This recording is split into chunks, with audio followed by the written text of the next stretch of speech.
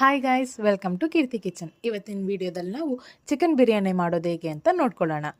Chicken biryani ಮಾಡೋಕ್ಕೆ ಮೊದಲು ನಾವು ಖಾರ ರುಬ್ಕೊಳ್ಳೋಣ.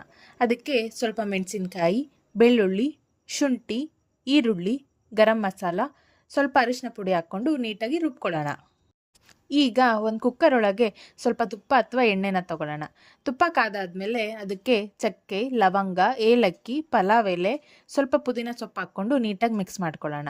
ನಂತರ ಅದಕ್ಕೆ ಸ್ವಲ್ಪ ಈರುಳ್ಳಿ ಹಾಕ್ಕೊಂಡು ನೀಟಾಗಿ ಫ್ರೈ ಮಾಡ್ಕೊಳ್ಳೋಣ. ಈಗ ಇದಕ್ಕೆ ಚಿಕನ್ನ ಹಾಕೋಣ. ಚಿಕನ್ನ ನೀಟಾಗಿ ಮಿಕ್ಸ್ ಮಾಡಿಕೊಂಡು ಅದನ್ನು ಎಣ್ಣೆಯಲ್ಲೇ ಫ್ರೈ ಆಗೋಗ್ಬಿಡೋಣ. ಚಿಕನ್ನು ಸ್ವಲ್ಪ ಫ್ರೈ ಆಗಿದೆ ಅಂದಮೇಲೆ ಅದಕ್ಕೆ ರುಬ್ಬಿಟ್ಕೊಂಡಿರೋಂಥ ಹಸಿ ಖಾರನ ಹಾಕಿ ನೀಟಾಗಿ ಮಿಕ್ಸ್ ಮಾಡ್ಕೊಳ್ಳೋಣ.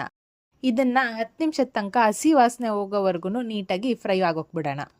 ಮಸಾಲದು ಹಸಿ ವಾಸನೆ ಹೋದ್ಮೇಲೆ ಇದಕ್ಕೆ ಸ್ವಲ್ಪ ಟೊಮ್ಯಾಟೊ ಮತ್ತು ಉಪ್ಪನ್ನು ಹಾಕ್ಕೊಂಡು ನೀಟಾಗಿ ಮಿಕ್ಸ್ ಮಾಡ್ಕೊಳ್ಳೋಣ. ಇದನ್ನು ಒಂದು 10 ನಿಮಿಷದ ತನಕ ಬೇಯಿಸ್ಕೊಳ್ಳೋಣ. ಚಿಕನ್ನು ಒಂದು 70% ಬೆಂದಾದ್ಮೇಲೆ ಇದಕ್ಕೆ ಒಂದು 3 ಲೋಟದಷ್ಟು ನೀರು ಹಾಕ್ಕೊಂಡು ಕುದಿಯಕ್ಕೆ ಬಿಡಿ.